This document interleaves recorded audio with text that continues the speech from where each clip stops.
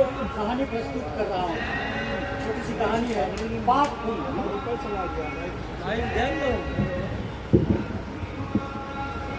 पाप पुण्य दोस्त है। अब कहना गैर जरूरी है कि पाप पुण्य बचपन के दोस्त थे। मुहावरे में कहते हैं लंगोटिया यार। अब मुझसे इस मुहावरे का अर्थ पूछेंगे तो मैं कहूँगा कि जो यार एक दूसरे की लंगोट पहन लेते हो, पता नहीं चड्डी बनियान भी पहन लेने पर झगड़ा नहीं होता हो, वे कहाँ पाए जाते हैं। बाप नरकपुरी खाते पीते परिवार से था। थोड़ा शुरू से चालू पूजा और पुण्य गरीब घर से। थोड़े गोरे थे, कुछ चॉकलेटी। बाप नरकपुरी हमेशा उसे तंग करता रहता था। पुण्य बचने की कोशिश करता रहता, लेकिन पाप उसके पीछे पड़ा रहता। अब देखने वालों को गलतफहमी भी होती, कुछ हम उम्र लोग फिक्री भी कसते थे। पुण्य बचता रहता, पाप नरकपुरी उसके पीछे पड़ा रहता। अब क्या करें, इसी तरह चल रहा था। हुआ यूं, गर्मी के दिन थे, धूप बड़ी तेज थी। पुण्य पसीना पसीना पैदल ही स्कूल चला जा रहा था। तभी पास से एक साइकिल गुजरी और घंटी बजी। टिक टिक टिक टिक। अरे यार क्या कर रहा है? चलो घूमने के लिए चलते हैं। क्या कर रहा है तू? मुझे नहीं जाना है, तुम अकेले जाओ। अरे यार पाप और पुण्य तो बचपन के दोस्त है, अकेला मजा नहीं आएगा। चलो मेरे साथ। मुझे तुम्हारे साथ नहीं जाना है, तुम अकेले जाओ। क्यों तंग करते हो मुझे? वो चलना होगा मेरे साथ। चलो बैठो साइकिल पे, चलो। नहीं, अरे हम नहीं जाएंगे। अरे चलना होगा, अकेले मन नहीं लगेगा। चलो घूमते हैं। तंग करते हो तो चलो चलो। हाँ।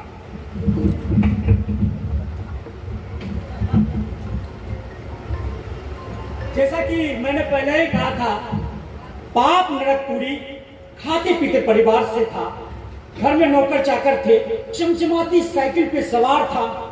उसकी साइकिल के पीछे करियर नहीं था, वो साइकिल के डंडे पर बैठा था। अब ऐसे लड़के को कोई आटा पिसाने तो जाना नहीं था, तो वो अक्सर पाप नरकपुरी के साइकिल के डंडे पर पुण्य बैठने लगा। पाप नरकपुरी ने कहा पुण्य को, अरे यार साइकिल चलाना सीख लो। लेकिन पुण्य ने साफ इनकार कर दिया कि यार मुझे नहीं सीखना है, नहीं, क्योंकि उसको अंदर से मन नहीं था उसके साथ जाने का। वो हमेशा भागता रहता था, लेकिन वो उसे तंग करता रहता था। वो बचने की कोशिश करता रहता था, लेकिन वो खींच के पकड़ के अपने साथ बिठा लेता था। ऐसे ही चलता रहा। फिर हमारे पाप कई दिन गुजर गए, दोनों अपने काम धंधे में लग गए। पुण्य के धंधे में अधिक कमाई नहीं थी। हुआ यूं कि पुण्य स्वर्गधामी अपने काम पे जाने के लिए बस स्टॉप पे खड़े थे। कभी एक चमचमाता स्कूटर उनके पास आके रुका। पुण्य तो पहले पहचान ही नहीं पाए, तो गौर से देखा तो पाप नरकपुरी था। सारे बदन पर चर्बी चढ़ी हुई थी, चमड़ी दिपदिपाने लगी थी और चेहरा सुर्ख था। सुनहरे फ्रेम की मांगे चश्मे आंखों पे चढ़ा था। पुण्य तो मना करने की बहुत कोशिश की, पर पाप को न समझना था, न समझा।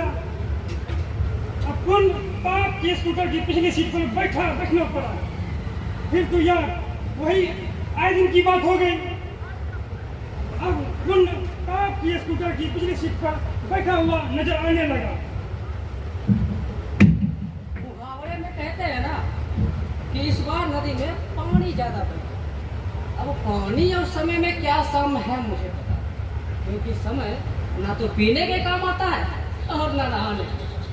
खैर अब ऐसा तो नहीं हो सकता ना कि आप नदी से नहा कर निकले और अपनी चड्डी समय में डुबा कर खोए। खैर मुहावरे को खींचने से क्या फायदा, कहानी पर वापस आते हैं।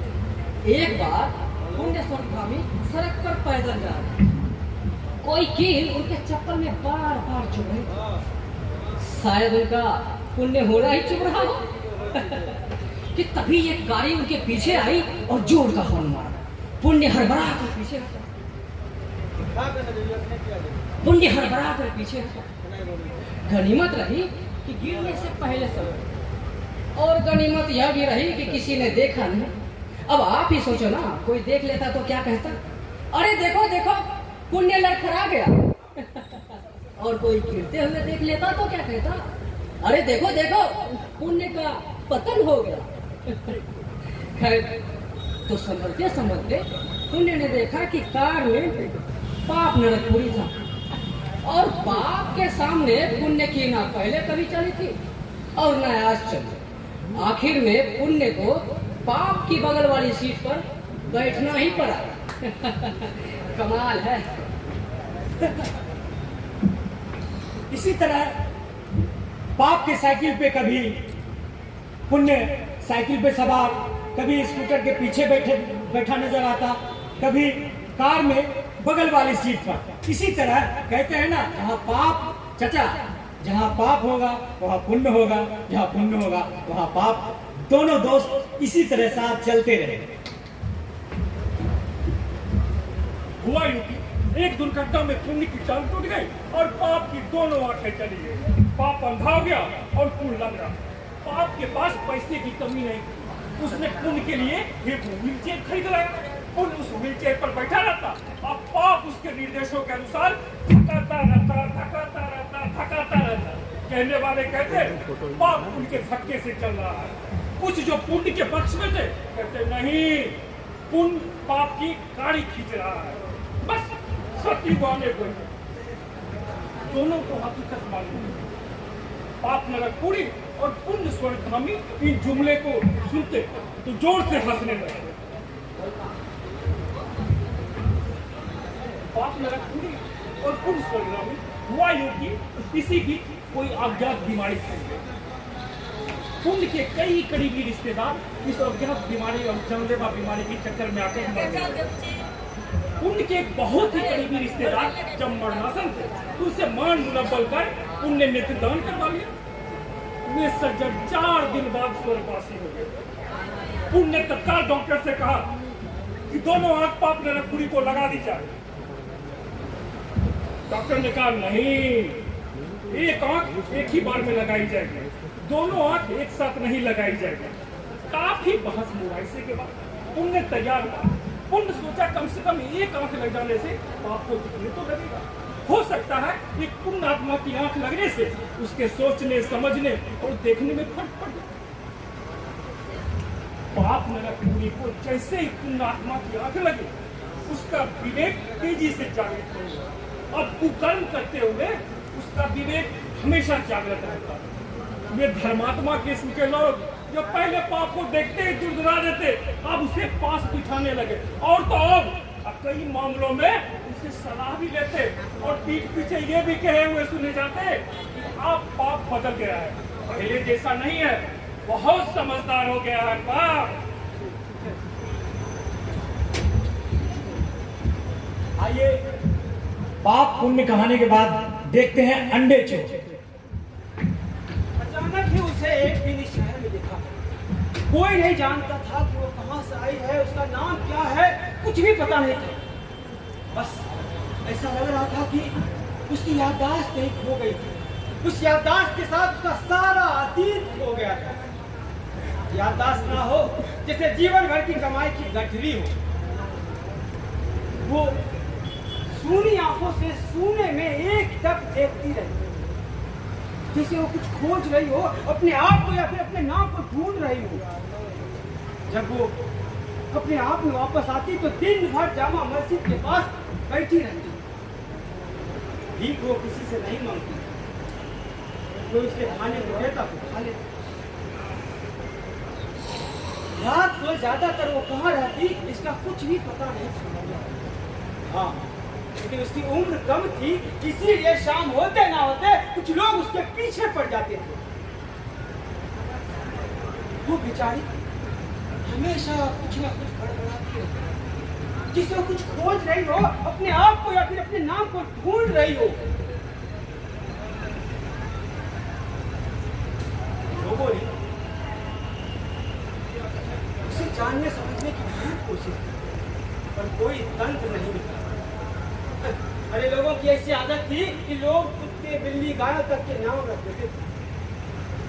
उसे कुछ देना हो तो उसे इशारा करना पड़ता, अगर उसकी पीठ आपकी तरफ हो तो उसे पहुंचना पड़ता। उसमें कुछ पागलपन के भी लक्षण थे, इसीलिए लोग उसके पास जाने से घबराते थे। बाजार में अचानक बहुत जोर का शोर हुआ, वो आगे आगे भाग रही थी, लोग उसके पीछे पीछे चिल्लाते हुए अंधे चोर अंधे चोर अंधे चोर। भागने और तमाशा देखने वालों में से किसी को ठीक ठीक पता नहीं था कि हुआ क्या है। शायद उसे भूख लगी हो और उसने चाय दुकान पर रखे हुए अंडों में से एक या दो अंडे उठा लिए। चोरी का कौशल उसके पास नहीं था। वो भाग रही थी, उसकी फटी पुरानी धोती बार बार उसके पांवों में उलझ रही थी। भागने के बीच वो कई खेलों से टकराई, कई बार गिरी भी। उसके हाथ पांव से खून छलछला रहा। किसी ने आगे बढ़कर पीछे हुए भागते लोगों को रोका। सब कुछ देर खड़े रहे, फिर अपने अपने रास्ते चले गए। वो भी कोने में बैठकर धीरे धीरे सिसक रही। उसकी हर सिसकी मानो एक लंबी और अंधेरी सुरंग। उसमें उसकी बरसों की तकलीफें छुपी हुई हैं। इतना अंधेरा था कि उसे देख पाना भी मुश्किल था। हमारी भक्ति, हमारी हिंसा हमें उत्साहित करने के बजाय बार बार हमें कचोटता है ये कि हमें प्रोत्साहन इस चीज से मिलता है। ये हमारी थी 3 कहानी जो प्रयास के हम लोगों ने